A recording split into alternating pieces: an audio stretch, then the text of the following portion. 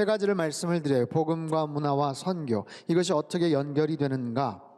우리가 무엇을 전하는가? 그것이 바로 복음이죠. 누구에게, 또 어디에? 그것은 바로 선교입니다. 무엇을 어디에 전하느냐? 그렇다면 어떤 방법으로 전하느냐? 그것이 바로 문화입니다. 문화적인 접근 방법이 필요한 이유죠. 문화라는 것은 굉장히 광범위한 그런 정의, 개념을 갖고 있어요. 사전에 보면 문화란 한 사회의 개인이나 인간 집단이 변화시켜온 물질적, 정신적 과정의 산물이다. 또는 각 사회의 구성원에 의해서 공유되는 생활 양식의 총체다라고 이야기를 해요. 이 문화라는 단어 영어로 culture라고 하죠. 근데 본래 경작하다, cultivate, 경작하다, 개간하다라는 그 어근을 갖고 있어요. 오랫동안 경작하고 오랫동안 쌓여지고 축적되어 온 하나의 산물, 하나의 결과물이다라는 거죠. 찰스 크래프트라는 아주 유명한 문화인류학자가 이런 얘기를 해요. 문화는 인간이 몸담고 있는 모든 것, 그래서 인간은 문화가 지시하는 바를 따라 살게 된다. 하나님과 문화 속에 살고 있는 사람들을 그대로 사랑하며 그 문화 속에서 사람들을 변화시킨다. 또한 그 문화를 변화시킨다. 하나님께서는 각 문화 속에 살아가는 사람들을 그대로 사랑하셔요. 그리고 그 문화 속에서 사람들은 변화가 되고요. 또 그 사람들은 그 문화를 발전시키고 또 변화시키는 그런 상호 보완적인 쌍방적인 그런 관계를 갖고 있죠. 우리는요, 우리가 발을 딛고 살아가는 이 땅 어디에서든지 나름대로 문화 안에, 그 공간 안에서 우리는 숨을 쉬고 우리는 거기에서 생활을 하고 거기에서 일을 하고 돈을 벌고 거기에서 다양하고 풍부한 어떤 경험들을 향유하고 누리며 살아가는 거예요. 그래서 그 문화가 우리 한 사람 한 사람을 알게 모르게 변화를 시키고 또 그런 우리들이 그 문화를 새롭게 만들어 간다라는 거죠. 그래서 이 문화라는 개념이 얼마나 중요한지 모릅니다. 특별히 21세기를 살아가면서 우리들은 다양한 이 문화적인 코드를 알아야 되고 또한 적극적으로 활용할 수 있어야 되죠. 일찍이 하나님께서는 우리에게 주신 말씀, 명령이 있어요. 이런 필요성에 의한 것만이 아니라 하나님께서 이 문화에 대한 관심을 갖고서 하셨던 말씀, 소위 말해서 문화 명령이라고까지 하는 바로 그 말씀, 오늘 본문의 말씀입니다. 우리 다시 한번 같이 읽어볼까요? 창세기 1장 27절 28절 큰 소리로 읽겠습니다. 시작. 하나님이 자기 형상 곧 하나님의 형상대로 사람을 창조하시되 남자와 여자를 창조하시고 하나님이 그들에게 복을 주시며 하나님이 그들에게 이르시되 생육하고 번성하여 땅에 충만하라. 땅을 정복하라. 바다의 물고기와 하늘의 새와 땅에 움직이는 모든 생물을 다스리라 하시니라. 아멘. 본문에 나타난 하나님은 어떤 하나님? 창조하시는 하나님, 창조주 하나님. 하나님의 형상에 따라서 남자와 여자를 창조하셨어요. 그리고 그들에게 복을 주셨죠. 복을 주시고 나서 그들이 행할 미션, 이 땅에서 어떻게 살아가야 되는지를 가르쳐 주셔요. 사명을 맡겨 주셔요. 생육하라, 번성하라, 땅에 충만하라, 땅을 정복하고 다스리라. 5가지 아주 중요한 단어가 소개가 됩니다. 생육, 번성, 충만, 정복, 다스림. 이 단어들은 아담과 하와, 최초의 인간 아담과 하와에게 주셨던 특별한 명령이죠. 하지만 더 확장되어서 볼 때 이 땅에 살아가는 모든 하나님의 사람들을 향해서 주시는 특별한 그런 말씀, 특별한 사명, 그래서 문화 명령이다라고까지 합니다. 생육하고 번성하라. 남녀간의 하나됨을 통해서 많은 자녀를 탄생시키고 숫자를 번성케 하는 것, 그것이 이 땅을 향하신 하나님의 뜻이고 하나님의 사람들로 살아가는 것, 믿음의 자녀들을 잘 키우고 양육하는 것, 그것 또한 굉장히 중요한 하나님의 뜻이다라고 말씀하시죠. 충만하라. 만들어주신 땅 가운데서 더 확장되고 더 많아지기를 하나님은 원하세요. 또한 정복하고 다스리라. 그 땅을 정복하라. 그 땅을 다스리라. 그런데 이 메시지에 대한 부정적인 생각들이 좀 있어요. 왜냐하면 역사적으로 잘못된 그런 사건들이 참 많았기 때문에 그렇죠. 예를 들어 보면 중세 유럽에서의 십자군 전쟁과 같은 그런 사건들, 유럽에서 아프리카, 남미에 가서 그 제국을, 그 나라를 착취하고 사람들을 죽이고 함부로 빼앗고 원주민들을 정말 자신들의 노예로 삼고, 미국 식민지 시대 흑인들을 노예로 삼는 그런 여러 가지 모습들 속에서 때로는 종교의 이름으로, 때로는 하나님의 명령이란 왜곡된 해석을 갖고서 그렇게 자행되어 왔던 굉장히 끔찍한 악한 그런 모습들이 많이 있었어요. 그래서 이 정복하고 다스리라 라는 이 말씀의 바른 성경적 이해는요, 그것을 억압하고 착취하라라는 게 아니에요. 더 낮고 더 열등하고 더 힘이 없는 그런 민족과 그 지역을 가서 막 함부로 하고 함부로 다스리고 지배하라, 그런 개념이 아니라 이웃들을 사랑하고 염려하고 책임진다라는 그런 의미로 이해를 해야 됩니다. 하나님의 형상을 따라 지음받았죠. 하나님의 성품, 하나님의 마음, 하나님의 뜻을 따라서 온 세상 만물을 더 아름답게 보존하고 관리하는 거예요. 아담과 하와에게 에덴 동산을 잘 관리하라고 하나님이 그런 사명을 주신 것처럼 이 땅을 살아가는 하나님의 사람들을 통해서 그 지역, 그 주변, 그 문화를 잘 보존하고 잘 관리할 수 있는 하나님의 특별한 마음이 여기에 담겨져 있는 것이죠. 그렇다면 우리들은 선교적 교회가 되기를 소망하고 세상에 복이 되기를 원하는 그런 마음에서 이 말씀을 어떻게 우리가 이해하고 또 순종해 나갈 수가 있을까요? 여러분, 문화라는 것은 하나의 내용임과 동시에 소통하는 방법이기도 하죠. 여러분, 이 문화라는 것은 세상과 소통하는 하나의, 어떻게 보면 메신저로서의 소통의 그런 과정이고 하나의 도구이기도 합니다. 세상과 소통하려는, 똑똑똑 소통하려는 우리의 목소리이기도 하고요, 때로는 세상에서 우리에게 질문해 오는 그 질문에 대한 우리의 응답일 수도 있어요. 여러분, 한국교회가 지나간 60년, 70년, 아니 80년, 90년대를 흘러오면서 대한민국 땅에서 이 세상과 소통하는 방법들을 생각해 보면 그때까지만 해도 큰 어려움이 없었어요. 오히려 세상 사람들에게 매력적으로 비춰지는 그런 부분도 있었죠.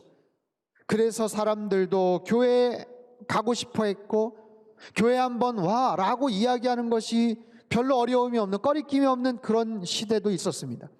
제가 어렸을 때만 해도 여름 방학만 되면 수련회가 기대가 되는 거예요. 성경학교가 기다려지는 거예요. 교회 안 다니는 친구들도, 야, 너네 교회 성경학교 언제 해? 수련회 언제 해? 나도 갈 수 있어? 가을이 되면 교회마다 문학의 밤이라는 게 있어요.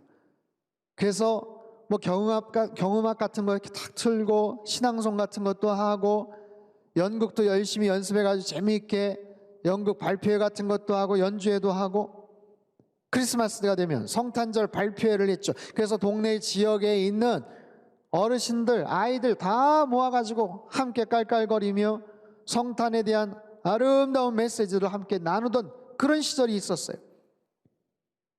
교회에 와야 뭐 탁구도 좀 칠 수 있고, 교회 와서 뭐 일일찻집이나 바자회 같은 거 하면 사람들 와가지고 막 북적거리고, 그럴 때 뭐 여학생도 만날 수 있다고 하고, 그래서 학생들, 남학생들 교회 행사에 많이 오고 싶어 했던 그런 시대.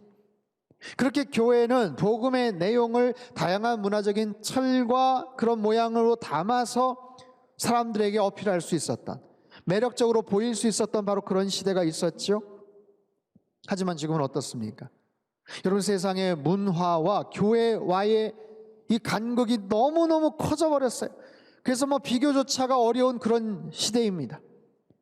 더군다나 영향력이라는 그런 측면에서 볼 때 오히려 부정적인 모습만이 더 많이 비추어지는 안타까운 그런 현실적인 상황에 놓여져 있죠. 자, 우리 상당교회는 어떠한가? 상당교회는 지금까지 넓은 주차장, 그리고 이렇게 좋은 성전, 다양한 하드웨어를 갖췄고, 과거에 우리 통합적 총회를 3번이나 했던 저력을 갖고 있고, 다양한 행사와 많은 사역들을 별 어려움 없이 아주 잘 힘있게 해왔던 굉장한 자부심을 갖고 왔던 그런 우리 교회예요. 몇 년 전부터 선교적 교회란 타이틀을 가지고 새로운 이름의 정체성을 가지고 복음을 전하고 세상과 소통하기 위해서 열심히 노력을 했죠. 국내외 아울리치들을 많이 갔어요. 작년, 재작년만 해도 한 해에만 한 20군데가 넘는 지역으로 해외 아울리치를 갖고 다양한 모습으로 봉사활동을 했죠. 3.1절 100주년 기념 걷기대회 여러분 기억하시죠?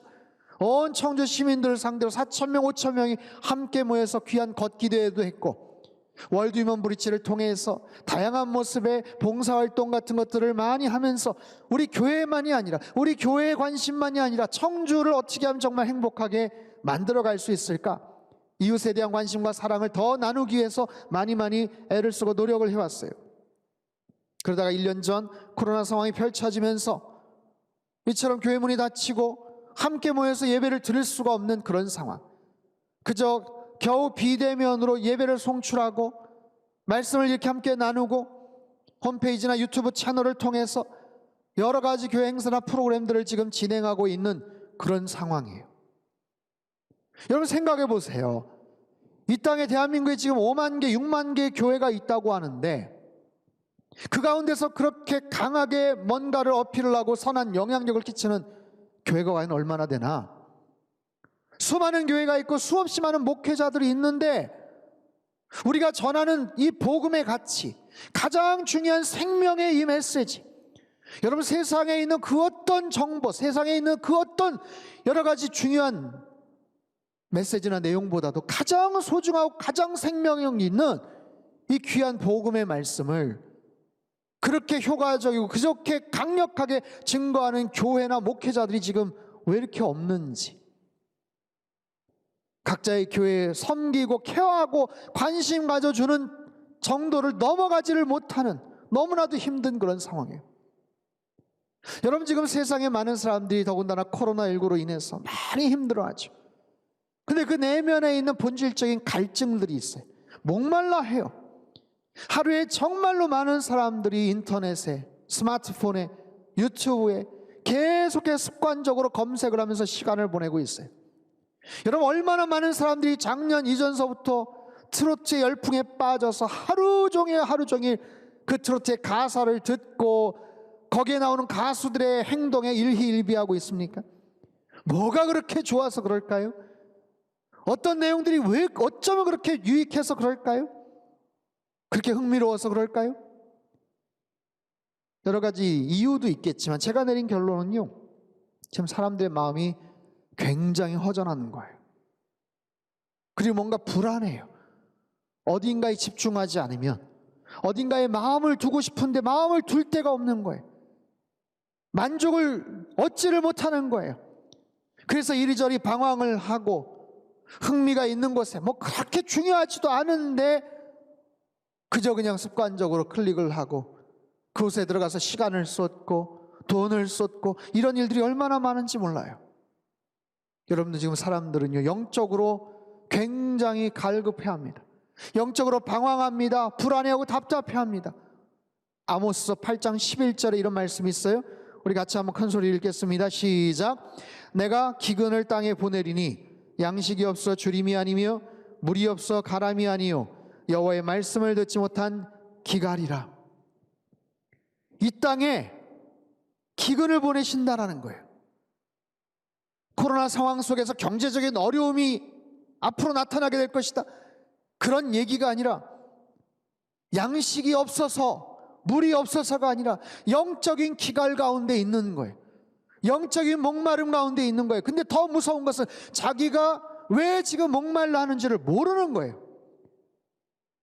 뭐가 갈증이 있는데 그게 영적인 갈증인지를 모르는 거예요. 나의 심연의 깊숙한 곳에서, 나의 중심에서 뭔가를 갈급해하는 그 갈증이 뭔지를 모르니까 여기에도 저기에도 이리저리 방황하고 기웃거리는 그런 모습들, 참된 만족을 누리지를 못하니까, 참된 마음의 평강을 누리지를 못하니까 방황을 하고 힘들어하고 사정없이 흔들거리는 수없이 많은 그런 사람들 앞에서 교회는 도대체 어떤 역할을 할 것인가?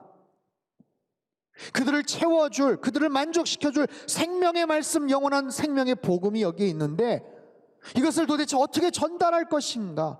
수많은 교회들이 있지만 나름대로 영상으로, 유튜브로 뭔가를 하기는 하지만 세상 사람들이 갖는 그런 여러 가지 모습과 비교해 볼 때는 너무너무 큰 차이가 있고, 이 복음의 말씀이 효과적으로 제대로 전달되지 못하는 그런 모습들을 우리는 어떻게 바라보고 있어야 되는가? 사랑하는 성도 여러분, 우리 상당교회는 선교적 교회예요. 세상에 복이 되기를 소망하는 그런 교회입니다. 우리끼리 좋은 모습으로 교제하고 우리끼리 화목하게 잘 지내자, 그게 아니라 이 교회를 통해서 이 교회 바깥에 있는 세상을 향해서 예수 그리스도의 생명의 말씀을, 희망찬 복음을 증거하기를 다짐하고 결단하고 그 방향을 향해 나아가는 바로 그런 선교적 교회다라는 거죠. 핵심 가치인 이 복음을 할 수 있는 한 더 설득력 있게 전달할 수 있는 그런 교회, 그러기 위해서는 더 많이 우리는 문화적으로 노력을 해야 돼요. 여러분, 이 복음은 하나님의 말씀이에요. 기독교의 가장 중요한 본질입니다. 그런데 이 기독교의 본질이 시대적인 옷을 제대로 입지를 못하면, 제대로 전달이 못 되든지, 아니면 이 복음 자체가 완전히 왜곡이 되고 변질이 되죠. 그래서 그 시대의 가치관과 그 시대의 언어로, 새로운 문화 방식으로 이 시대의 청중들을 향해서 달려가고 접촉점을 찾아야 된다라는 거예요. 그래서 복음을 효과적으로 전할 수 있는 방법이 있다면 최선의 노력을 기울이는 것, 그 복음을 필요로 하는 사람이 있다면 그곳이 어디든지 간에, 눈에 보이는 공간이든지 아니면 눈에 보이지 않는 온라인 공간이든지 어디든지 갈 수 있는 것, 그래서 복음의 선한 영향력을 펼치고 그렇게 힘있게 복음을 전하는 그런 우리 상당교회가 되어야 될 줄로 믿습니다. 여러분 보십시오. 우리는 지금 비록 코로나 사태로 이렇게 비대면으로 예배를 드려요. 만날 수도 없어요. 같이 밥도 못 먹어요. 얼굴을 봐도 악수도 못하고 마스크로 얼굴을 가려야 되는 딱한 상황입니다. 하지만 이 과정 가운데 우린 좀 더 구체적으로 온라인 채널들을 통해서 사람들과의 소통이나 사람들과의 어떤 교제가 보다 더 빠르게 신속하게 지금 연결될 수 있는 그런 시대를 살아가고 있어요. 어느 만큼, 어느 지역, 여러분 우리가 살고 있는, 몸담고 있는 이 동네가 아니에요. 이 청주 지역이 아니에요. 대한민국을 넘어서 세계 모든 곳까지 그냥 실시간으로 연결되는 그런 시대를 지금 살아가는 거죠.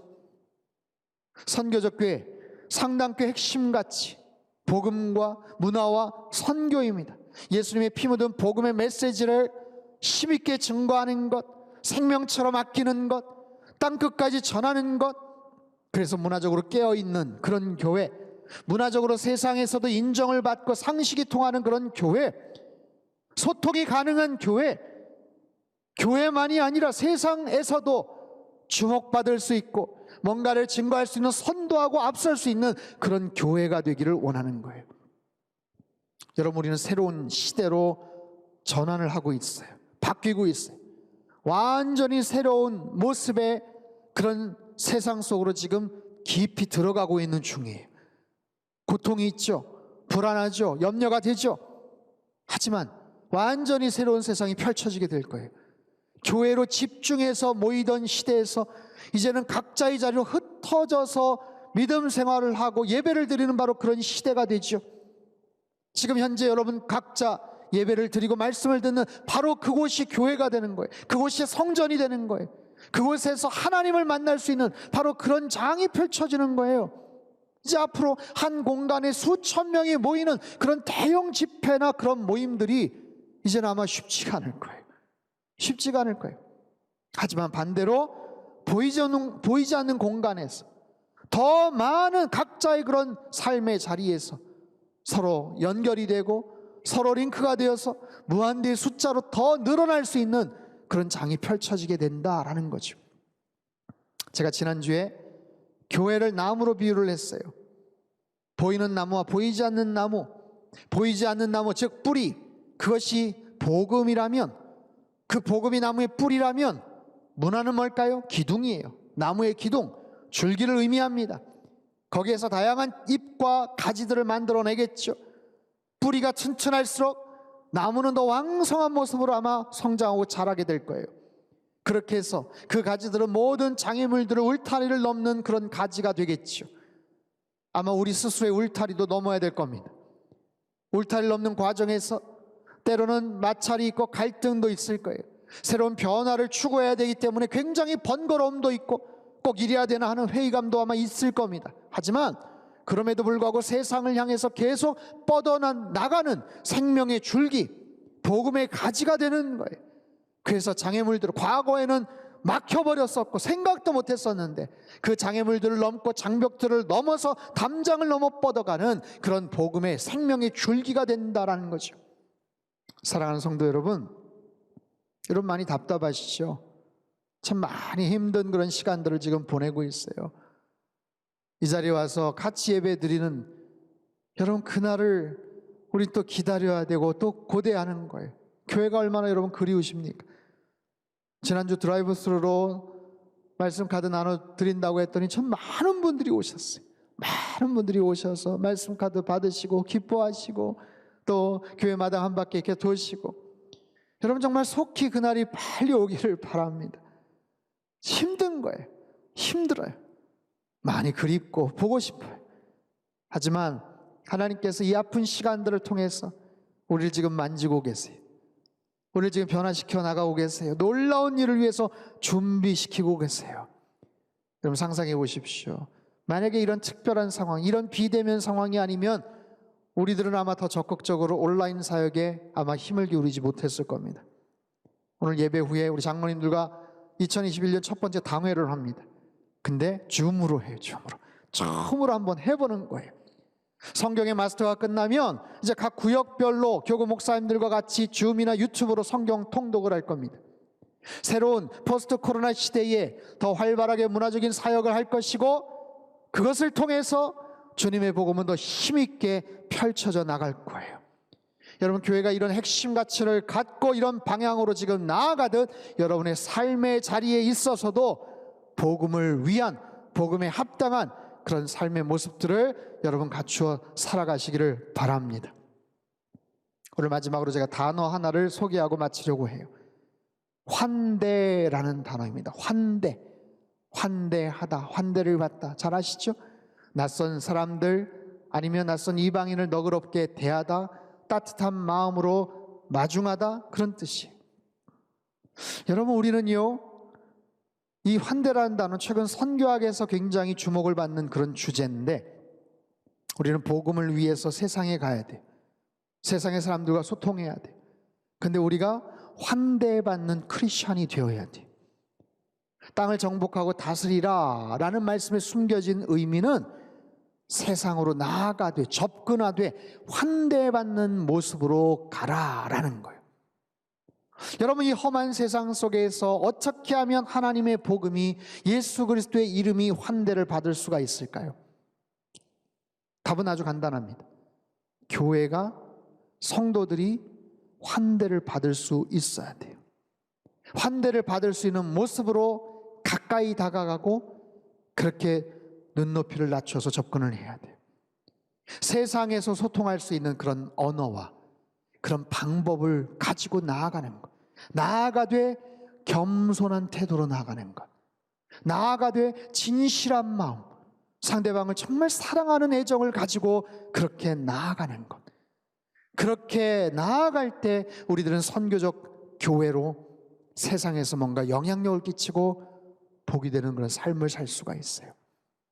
우리 교회가 문화적으로 더 힘있게 확장을 해나가고 복음의 분명한 정말 가치관과 확신을 가진 우리 성도님들이 여러분의 삶의 모든 주변에서, 일터에서 여러분 이웃들에게 환대받을 수 있는 그런 사람으로, 겸손함과 진실한 그런 모습으로, 태도로 나아갈 때 그 속에서 더 풍성한 선교의 열매들이 맺히게 될 줄로 믿습니다.